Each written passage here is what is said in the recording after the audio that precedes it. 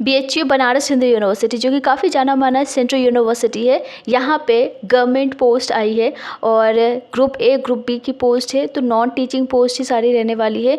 Nursing officer के साथ साथ यहाँ पे chief nursing officer and nursing superintendent की वैकेंसीज़ है। सो मेल एंड फीमेल दोनों के लिए वैकेंसी है। हालांकि यहाँ पे 80-20 का रेशियो चलता है, लेकिन बॉयज़ भी यहाँ पे अप्लाई कर सकते हैं एंड काफ़ी अच्छा खासा वैकेंसी आपके लिए भी यहाँ पे है। सो सेंट्रल लेवल की जॉब है, दैट मीन्स आप इंडिया के किसी भी स्टेट किसी भी सिटी से बिलोंग करते हैं, आप सभी यहाँ पे अप्लाई कर सकते हैं। जिन लोगों ने भी BSc या फिर GNM किया है, वीडियो को पूरा देखिएगा। और जो हाई लेवल की पोस्ट है उसके लिए MSc और कई सारे एक्सपीरियंस की रिक्वायरमेंट्स होती है। साथ ही साथ इसके अलावा और भी डिफरेंट पोस्ट है ग्रुप ए ग्रुप बी की।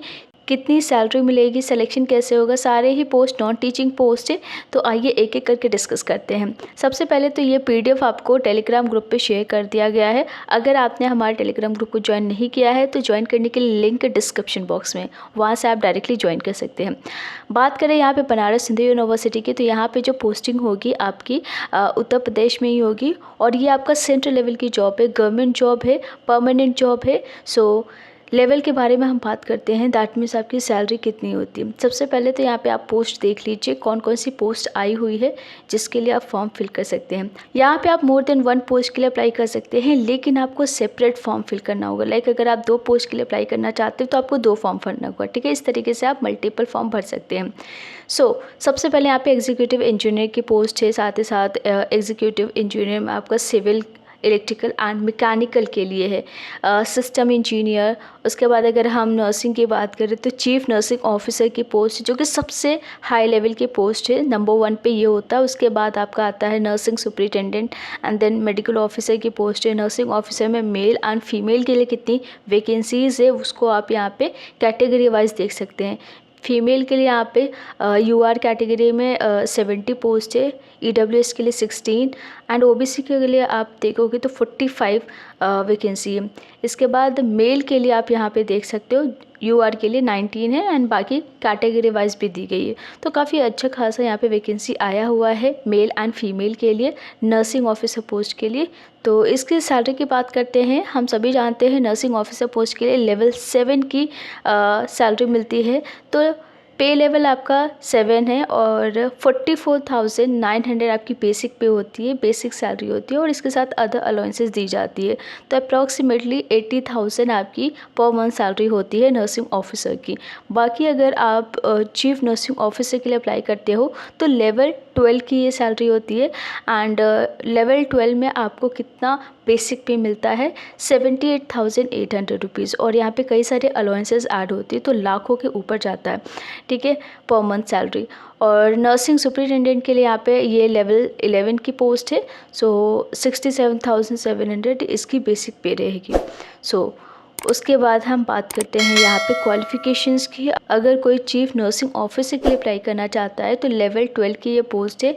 MSc अगर आपने किया है MSc नर्सिंग और मिनिमम 18 ईयर्स का यहाँ पर वर्क एक्सपीरियंस होना मैंडेटरी है, जिसमें भी आपका एक कैटेगराइजेशन है। लाइक 5 ईयर्स की आपकी जो वर्क एक्सपीरियंस है वो टीचिंग में मैंडेटरी है, टीचिंग एंड एडमिनिस्ट्रेशन में, और अदर 5 ईयर्स आपकी क्लिनिकल मैनेजमेंट एक्सपीरियंस होना चाहिए। ओवरऑल आपकी 18 ईयर्स की वर्क एक्सपीरियंस मांगी गई है, लेकिन 5 ईयर्स आपकी टीचिंग में और 5 ईयर्स क्लिनिकल मैनेजमेंट एक्सपीरियंस होना मैंडेटरी है। एंड उसके बाद अगर कोई पर्सन है जिनका नर्सिंग एक्सपीरियंस जो है वो एनालॉगस पोस्ट में है ऑन रेगुलर बेसिस और with a minimum experience of 5 years, जो कि लेवल 11 के गवर्नमेंट या सेमी गवर्नमेंट PSU या मिलिट्री हॉस्पिटल में होना चाहिए। लेवल 11 की कोई आप जॉब कर चुके हैं गवर्नमेंट, सेमी गवर्नमेंट, PSU या मिलिट्री हॉस्पिटल में, तो भी आप यहाँ पे अप्लाई कर सकते हैं। मिनिमम एक्सपीरियंस 5 ईयर्स का होना चाहिए। एज लिमिट है 50 ईयर्स और बाकी नर्सिंग सुपरिटेंडेंट के लिए कोई अप्लाई करना चाहता है तो उसके लिए भी यहाँ पे सारे क्वालिफिकेशंस गिवन हैं। MSc नर्सिंग वाले ही अप्लाई करते हैं। फ़र्क सिर्फ यहाँ पे ये है कि आपका 15 ईयर्स का मिनिमम वर्क एक्सपीरियंस रिक्वायर्ड है नर्सिंग सुपरिटेंडेंट के लिए। बाकी अदर चीज़ें भी आप यहाँ पे देख सकते हैं। अब हम बात करते हैं मेन हमारे जो नर्सिंग ऑफिसर है जो कि लेवल 7 की ये पोस्ट है, इसके लिए कौन अप्लाई कर सकता है। सो ऑब्वियसली जो बीएससी नर्सिंग कर चुके हैं वो नर्सिंग ऑफिसर के लिए अप्लाई कर सकते हैं, लेकिन यहाँ पे एक और इम्पॉर्टेंट चीज़ है कि आपके पास वर्क एक्सपीरियंस 1 ईयर का होना मैंडेटरी है। बीएससी नर्सिंग आपने किया है या फिर पोस्ट बेसिक बीएससी नर्सिंग किया है, इसके साथ साथ आपके पास 1 साल का मिनिमम वर्क एक्सपीरियंस हो और ये आपका 50 बेडेड रजिस्टर्ड हॉस्पिटल में ही होना चाहिए।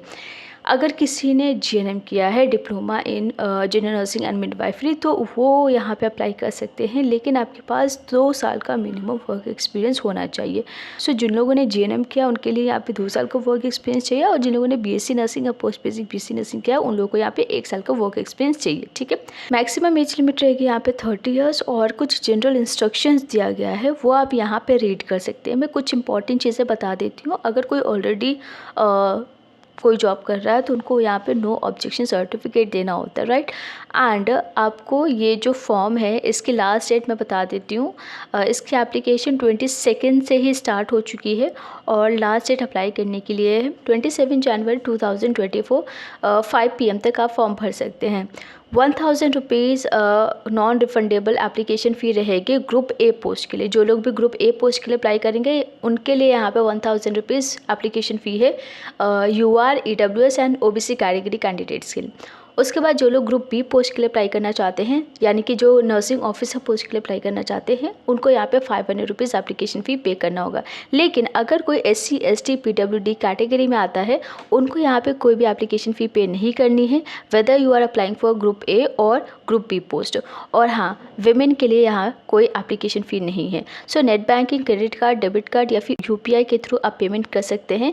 एंड ऑनलाइन ही आपको अप्लाई करना है BHU के ऑफिशियल साइट पे। सो अप्लाई करने के बाद यहाँ पे बेसिकली शॉर्टलिस्ट किया जाएगा।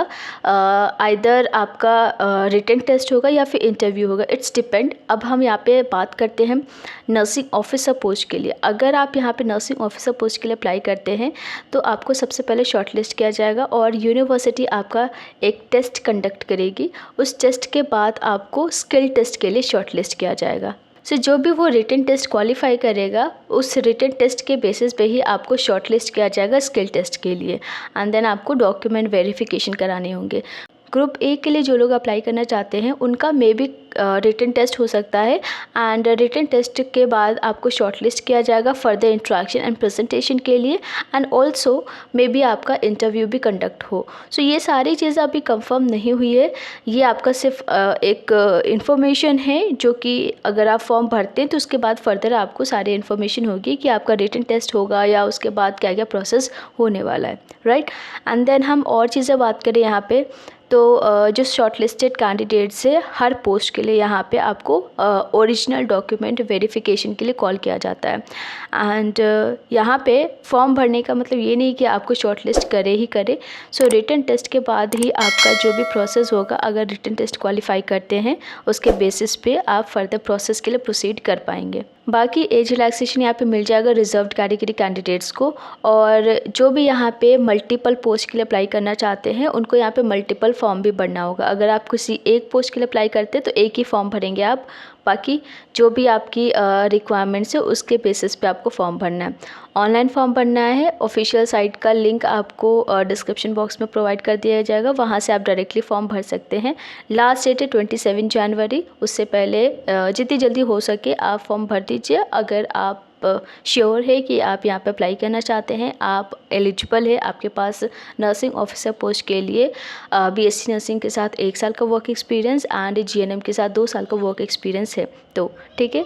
और कोई डाउट हो आपको इस वैकेंसी से रिलेटेड आप हमें कमेंट कर सकते हैं। एंड ऐसे और भी डिफरेंट वैकेंसीज़ के लिए आप हमारे टेलीग्राम ग्रुप को ज्वाइन कर लीजिए, वहाँ पे आपको टाइम टू टाइम अपडेट किया जाता है। जो भी छोटी मोटी वैकेंसीज़ आती है नर्सिंग रिलेटेड, स्टाफ नर्स या नर्सिंग ऑफिसर पोस्ट के लिए, वो सारा इन्फॉर्मेशन आपको वहाँ मिल जाता है। यहाँ इस चैनल को सब्सक्राइब करके नोटिफिकेशन ऑन कर सकते हैं ऐसे सेंट्रल लेवल जॉब के लिए या फिर कोई भी वैकेंसीज जो भी हम यहाँ पे डिस्कस करते हैं उन सभी पोस्ट के लिए, ठीक है। और अगर आप नर्सिंग ऑफिसर के सैलरी के बारे में, उसके स्ट्रक्चर के बारे में जानना चाहते हैं, कई सारी चीज़ें होती हैं, अलाउंसेस होती हैं, क्या क्या डिडक्शंस होते हैं, अगर उन सब में इंटरेस्टेड है तो उसके लिए एक डेडिकेटेड वीडियो है, आपको ये एक बार ज़रूर चेक करना चाहिए। बहुत सारे टर्म्स होते हैं सैलरी रिलेटेड, वो आपको यहाँ पे जानने को मिलेगा। और साथ ही साथ एम्स नर्सिंग ऑफिसर की सैलरी कितनी होती है, एग्जैक्ट इन हैंड सैलरी, वो सारी चीज़ें भी आप यहाँ पे जान सकते हैं। तो एक बार इस वीडियो को ज़रूर देखिए। तो बहुत जल्द मिलते हैं नेक्स्ट वीडियो में नेक्स्ट वैकेंसीज के साथ। सो तब तक के लिए thank you so much and take care.